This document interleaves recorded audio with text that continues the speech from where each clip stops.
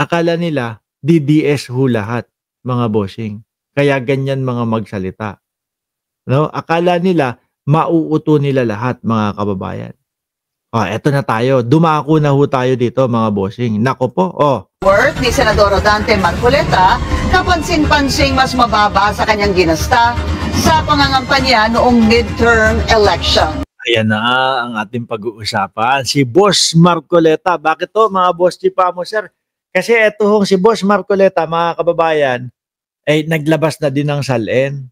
At yung kanyang SALN ho, mga boss Chipamo, sir, magkano daw po, mga kababayan? Kung hindi ako nagkakamali, 56 million. 56 million daw ho yung kanyang SALN, mga bossing. Ngayon, base po dito sa balita na ito, 112 million daw po ang ginastos ni Boss Marcoleta doon sa pangangampanya niya noong 2025 election para maging senador ho, mga bossing. Ngayon, kung iisipin mo, 56 million ang iyong SALN, no? Ang asset and liabilities mo, no? 56 million yung mga kabuuan mo, tapos gagastos ka ng 112 million para sa election. So, ibig sabihin, 2/3 ng iyong kayamanan ay ginasta mo para sa eleksyon. Baka pag ako ho ang gumawa nun, hindi na ho ako pauwiin ng misis ko. Pakinggan nyo ho, mga bossing. Kaduda-duda talaga. Himay ng Bilyonaryo News Channel ang isinapublikong SALN ng mga senador. Ang 2025 net worth ni Senador Rodante Marcoleta, kapansin-pansing mas mababa sa kanyang ginasta sa pangangampanya noong midterm elections. Agad itong pinuna ng isang election watchdog. Narito ang exclusive agenda. Ayan. Sabi, may ghost asset din pala itong si Marcoleta. Sabi ni Master Chip, sabi ni Jack Putres, daming pambili ng peluka si Marcoleta. Sabi ni Pio Dasig, Anjo lang ang bobo talaga. Monggo kasi. Report ni Joash Malimban. Ilang linggo nang nakalilipas mula nang maging sentro muli ng usapin ang pagsasapubliko ng Statements of Assets and Liabilities o SALN ng public officials. Maalala nyo, mga kababayan, si Mark Villar ang may pinakamalaki na SALN po na umabot ng 1.2 billion ho, mga boss Chipamo, sir. No? Ang sumunod dyan, si Tulpo. Ang pinakamahirap po nating senador ngayon, mga kababayan, wala pong iba kundi si Chis Escudero na meron lang pong 18.8 milyong piso na ari-arian asset and liabilities ho, mga bossing. 18.8 million lang, maaawa ka kay Chis, pinakamahirap po, mga kababayan. So tapos mapapanood natin yung mga pinapakita mga video, yung regalo ni Boss Chis Escudero doon sa kanyang misis na tumataginting na 57 to 59 million daw po market value ngayon kasi tumaas yung dolyar, no? Napakalaki naman ng regalo niya. Kung ang SALN niya lang is 18.8 million, ganon din po parang style kay Marcoleta. Kasi po ang sinasabi, ang pinasa o isinabmit ni Marcoleta na kanyang SALN ay magkano daw? I think that that all departments should be able to have the same transparency as we are setting in the office of the Tagal kala ko sasabihin na nasa 56 million lang daw. Ombudsman. Because everybody here, all the government officials have accountability issues, diba? We have to be accountable for everything we do. So it's just right that people have access to it. Sa kasalukuyan, publicized na ang Ayan. Sasabihin na ako magkano, ha? Kalma lang kayo. Huwag kayong magagalit. Boy 2K. 2025 SALNs ng lahat ng senador, kabilang na si Senador Rodante Marcoleta. Ang kanyang declared net worth aabot sa 51.9. Fake news pala ako. 51.9 million lang ho, mga kababayan. Pero kung kung i-round up mo is 52 million po. Naku, parehas nung parehas ng number nung kay Pulong. Billion naman yung kay Pulong. 52 million round up po ang net worth daw po ni Rodante Marcoleta. Pero ang tanong dito, magkano daw ang ginastos? nung panahon ng eleksyon. Milyon pesos. Nakakuha rin ng Billionaire News Channel ng kopya ng Statement of Contributions and Expenditures o SOSE ng lahat ng mga senador na nanalo sa May midterm elections. Ayon sa SOSE ni Marcoleta, hindi siya tumanggap ng kahit na anong contributions, cash man o in-kind sa Narinig nyo ha? Walang tinanggap na kontribusyon, cash, or cheque, or kahit na ano, o kahit na anong online. Zero contribution no, si Marcoleta, mga kababayan ha.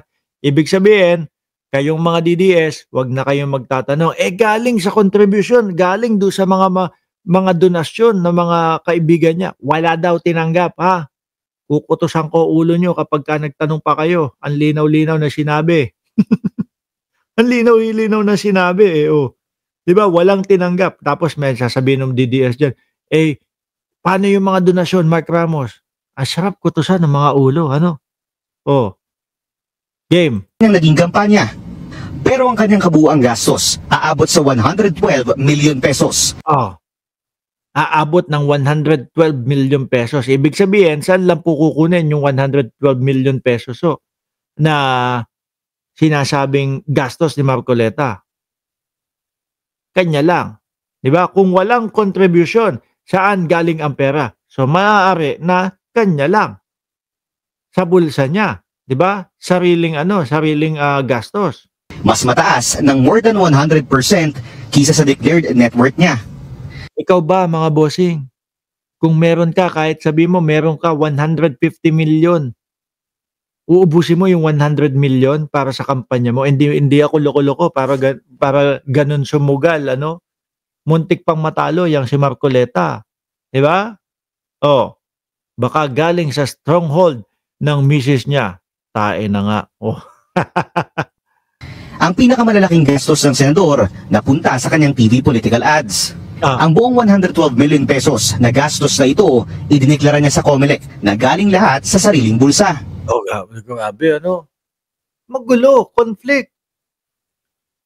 Siyempre, ngayon, tapos na eleksyon. Ang declare mo na lang, 52 million na lang ho. Ano?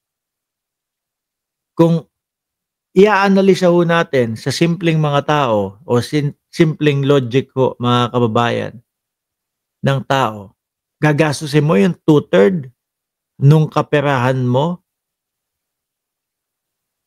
Hindi, di ba? Hindi ka mag-aano nun. Magsusugal ng ganong kalaki. Yung hindi mo alam kung mananalo o matatalo ka. Pagkatapos ng eleksyon, ubos yung 112 million mo tapos talo ka. Di ba? Sabi ni John Capacete, kay Diskaya galing, kaya todo tanggol. May 120 million daw yun. Pero hindi napunta daw kay Marcoleta. Sabi ni Ramon Tulfo. Red flag ito para sa convener ng Election Watch Group na kontradaya na si Danilo Araw. I found it a bit unusual that even if in-kind contributions would be expected, Marcoleta doesn't have any. So he gives an impression that he funded his own campaign, when in fact, sabi ni Gloria Ramos, tapos binabawi niya ngayon sa mga kabulastugan niya.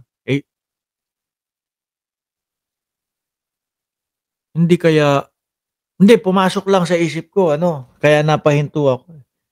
112 million ang gastos niya nung eleksyon. No? Tapos, ang sabi ni Ramon Tulfo, 120 daw ho, mga kababayan, yung napagkasunduan ng isang mambabatas at ng mga diskaya daw ho para ipagtanggol sa Senate Blue Ribbon Committee. Kung tatanggapin yun, tubo pa ng 8 milyones si Marcoleta. Kung lang ho, pero hindi ko sinasabi si Marcoleta kasi nga hindi daw ho si Marcoleta yung tumanggap. Kung tatanggapin o kung siya yung nakatanggap ng 120 million galing sa diskaya para ipagtanggol daw ho yung mga diskaya sa Senate Blue Ribbon Committee at 112 yung kanyang ginastos nung panahon ng kampanya, nagtubo pa nga naman ng 8 milyones. Pero wag niyong isipin ho yun. Hindi si Marcoleta yan, mga kababayan. Nilinaw na po ni Ramon Tulfo doon sa kanyang post na hindi daw po si Marcoleta. Ako, hindi ako naniniwala na si Marcoleta yon. Kayo ba dyan sa comment section?